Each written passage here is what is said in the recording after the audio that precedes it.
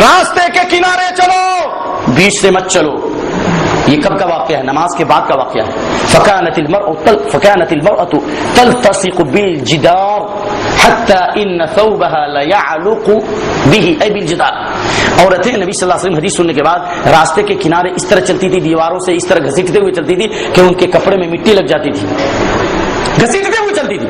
لیکن اس کے باوجود بھی نبی نے یہ نہیں فرمایا کہ تم مسجدوں میں آنا چھوڑ دو، بلکہ نبی فرماتے ہیں صلی اللہ علیہ وسلم، یہ روایت بخاری مسلم میں، آپ نے فرمایا اذا استاذنت احدکم امرأته الى المسجد فلا يمنعها، جب کسی کی عورت، جب کسی کی بیوی مسجد میں آنے کی اجازت مانگے تو منع مت کرے۔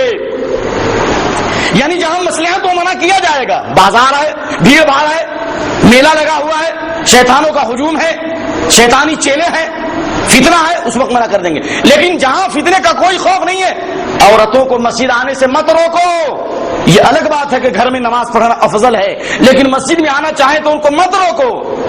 جب یہ حدیث نبی کی زندگی کے نہیں، نبی کے موت کے بعد جب حضرت عبداللہ بن عمر نے بیان فرمائی تو ان کے بیٹے بلال نے، کہیں بلال نام آیا کہیں عبداللہ نام آیا، بہرحال بلال ان کے بیٹے عبداللہ نے کہا واللہ، بلال بن عبداللہ نے کہا واللہ لنمنعہن، نبی نے فرمایا تھا عورتوں کو مت روکو، لیکن نبی کا زمانہ الگ ہے، آج فتنے کا زمانہ ہے، ہم ضرور عورتوں کو مسجد آنے سے روکیں گے۔ کس نے کہا؟ عبداللہ بن عمر نے کہا۔ اس عبداللہ بن عمر رضی اللہ تعالیٰ عنہ کے فرزند نے کہا، جب عبداللہ بن عمر رضی اللہ تعالیٰ عنہ نے اپنے بیٹے کی آواز سنی کہ ہم ضرور عورتوں کو مسجد آنے سے روکیں گے، تو اللہ کی قسم بخاری مسلم کے الفاظ فسبہ سبا سیا ما سمعته سبہ مثلہ قط، عبداللہ بن عمر رضی اللہ عنہما نے اپنے بیٹے کو ایسی گالی دی اور ایسی سخت بات کہی کہ راوی حدیث فرماتے ہیں کہ میں نے زندگی میں کبھی عبداللہ بن عمر کو اتنی سخت بات کہتے ہوئے نہیں سنا۔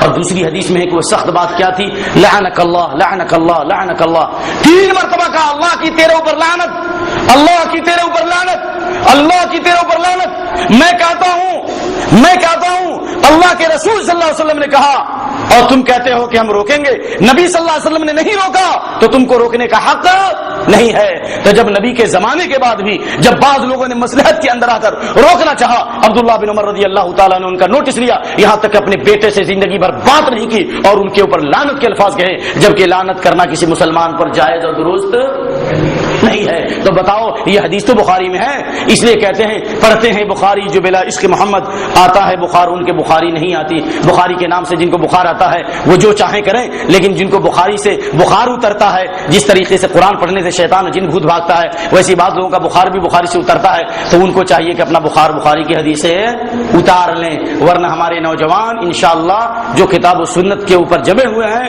اور ان کے سامنے ایک ہاتھ میں بخاری یا دوسرے ہاتھ میں مسلم ہے، بہت سارے لوگوں کا بخار اتار رہے ہیں۔ یہ الگ بات ہے کہ بعض لوگ بھاگ بھی رہے ہیں اور بعض لوگوں کا بخار بھی اتر رہا ہے۔ اللہ تعالی ہم سب کو ہدایت دے، نوجوانوں کو استقامت نصیب فرمائے۔ شیطان انسان سے وعدے کیسے کرتا ہے اور پھر بعد میں جھٹلاتا ہے؟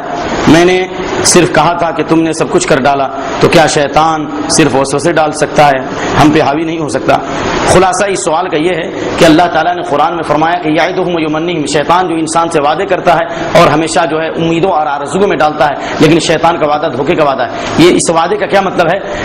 اس وعدے کا مطلب یہ ہے کہ شیطان جو ہے انسان کے دل میں خیر اور بھلائی کے راستے سے رکاوٹ پیدا کر کے یہ کہتا ہے کہ نہیں، یہ کام ابھی نہیں بلکہ بعد میں ہو جائے گا، ابھی نہیں بعد میں ہو جائے گا، بعد میں ہو جائے گا، بعد میں ہو جائے گا۔ جیسے اللہ تعالیٰ فرماتا ہے الشیطان یعدکم الفقر ویامرکم بالفحشاء، شیطان جو ہے تم کو فقر و فاقہ سے ڈراتا ہے اور بے حیائی کا، فحشا سے مراد بخالت، یعنی بخالت کا حکم دیتا ہے، یعنی شیطان آپ سے یہ وعدہ کرتا ہے ابھی نہیں بعد میں ہو جائے گا، بعد میں ہو جائے گا۔ مثال، ایک مثال سے سمجھ میں آ جائے گا، اب مثال میں دیتا ہوں۔ جب انسان سو جاتا ہے تو حدیث آتی ہے بخاری مسلم کی، سوتا ہے تو کیا کرتا ہے شیطان؟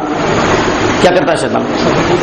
یعقد الشیطان علی قافیۃ راس احدکم 3 عقد، تم آیت الکرسی پڑھ لو، پورا قرآن پڑھ لو، شیطان تم پر حاوی نہیں ہو سکتا ہے، لیکن شیطان تمہارے سر کے پیچھے 3 گرہ ضرور لگائے گا۔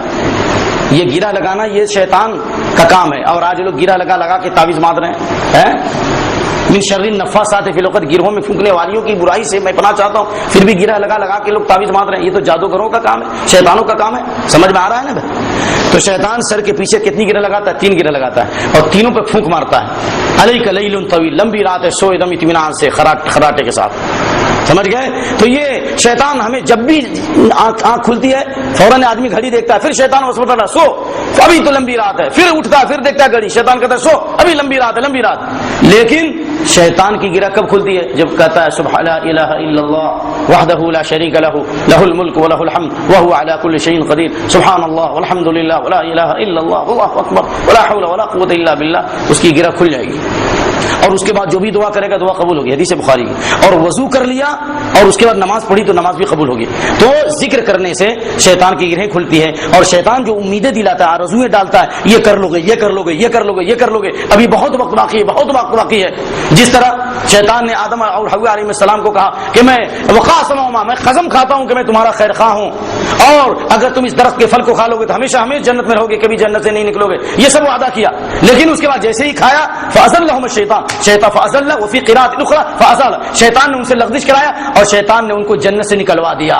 تو وما یعدہم الشیطان الا غرورا، شیطان کا وعدہ دھوکے کا وعدہ ہے۔ چنانچہ شیطان میدان محشر میں کھڑے ہو کر کہے گا وقال الشیطان لما قضی الامر ان اللہ وعدکم وعد الحق فاخلفت ان اللہ وعدکم وعد الحق، شیطان کھڑے ہو کر کہے گا قیامت کے دن اے لوگوں یاد رکھو یہ اللہ کا وعدہ حق ہے، لیکن میں نے بھی تم سے وعدہ کیا تھا فاخلفتکم، میں نے وعدہ خلافی کی، میرے وعدے میں کبھی خیر نہیں ہے، اور میرا تمہارے اوپر کوئی زور اور زبردستی نہیں تھی، میرا کوئی زور اور تمہارے اوپر زبردستی نہیں تھی۔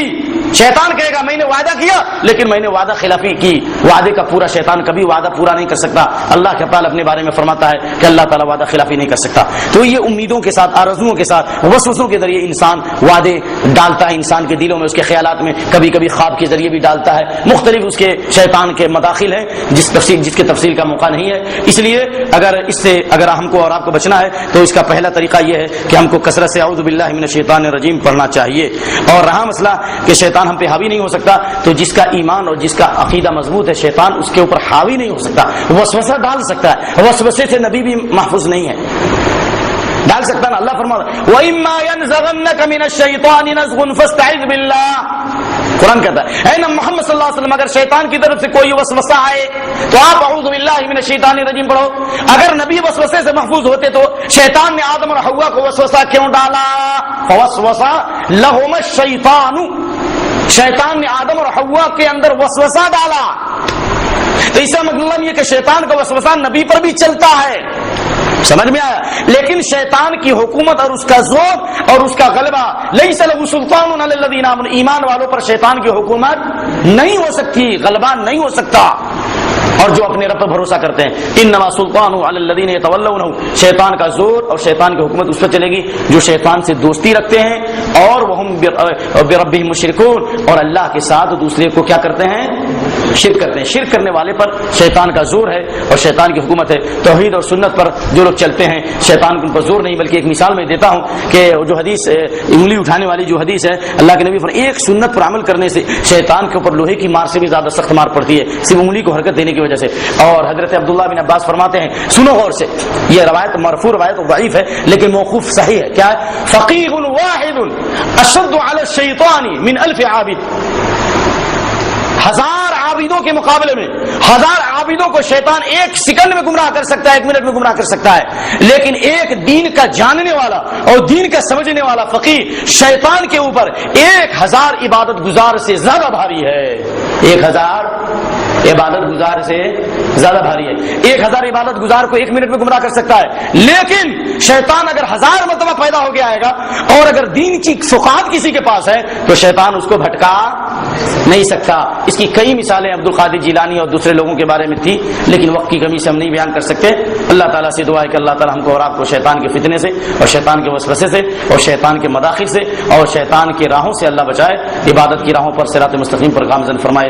ربنا لا تزغ قلوبنا بعد إذ هديتنا وهب لنا من لدنك رحمة إنك أنت الوهاب، وصلى الله تعالى على خير خلق محمد وعلى آله وصحبه أجمعين، والسلام عليكم ورحمة الله وبركاته۔